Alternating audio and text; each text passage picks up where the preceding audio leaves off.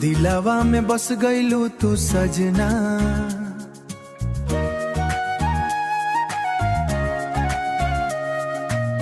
तोहरा बिना लागे न मनवा रीरपुर पर।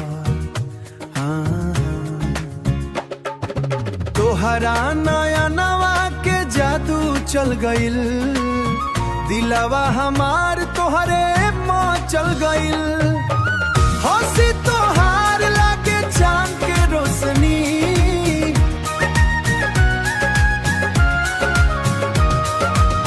हंसी तोहार लागे चांद के रोशनी।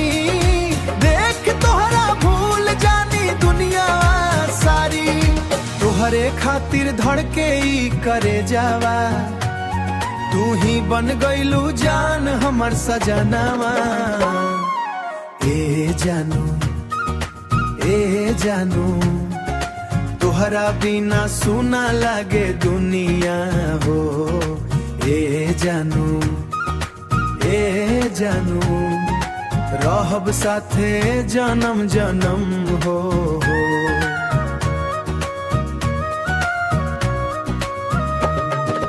बरसात में भींजत रहलू संग संग, हाथवा पकड़ के चलत रहलू आंगना। तोहरे बात में मिठास ऐसन बा, जैसे रसगुल्ला में घुलल चासना।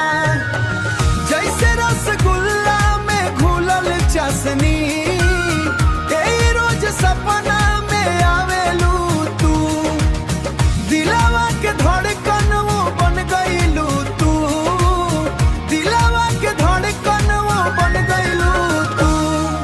चांद तारा सब फीका लागे, जब तू हंस के हमरा देखे। रब से बस इतने मांगी, हर जन्म में तू ही मिले सवारा। ए जानू तोहरा बिना जीना मुश्किल हो।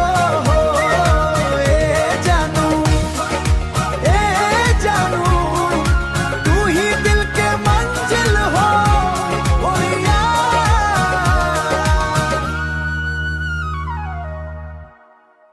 तोहरा नयनवा के जादू